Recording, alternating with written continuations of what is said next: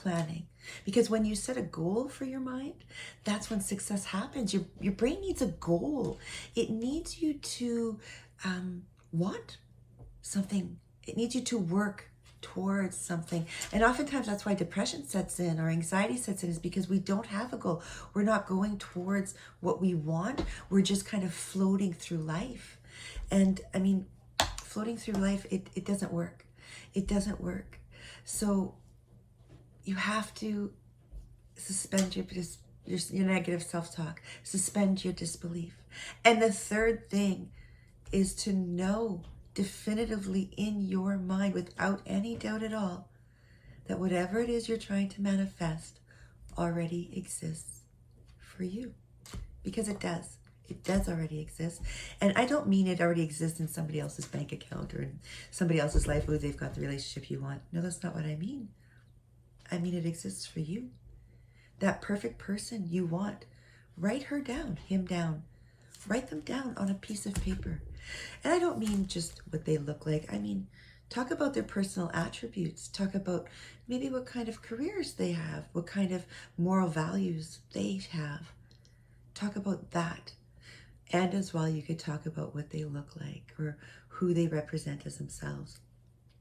All the things that are important to you and that human being, write it out. And every time you think of a new one, write it down, include it onto that list. You will draw it to you because now your mind knows exactly what you want. And so do you, because you've written it down. You've made it clear intention. You've made it clear for you. So know in your mind that this already exists. So what you're trying to manifest, write it down. Do you know that many people who made their first million had written down on $1 million check and put it in their wallet? And they wrote that down years, sometimes 10 years before the actual event. And they just believed eventually it's going to be mine. And they held it in their wallet. And they knew that every time they looked at it, this is coming to me.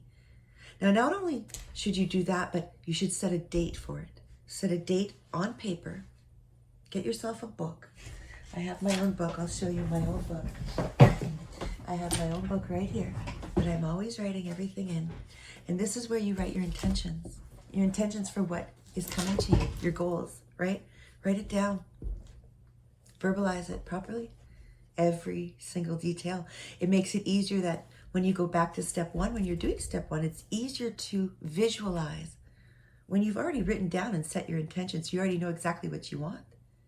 Because if you sit down and try to start visualizing without set intention, yeah, your mind's going to go awry. You're going to start floating everywhere.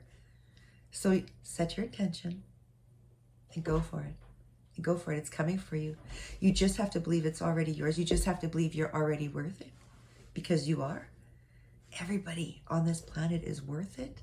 It's the self-limiting beliefs you place on yourself to think that you aren't worth it. But you really, really are.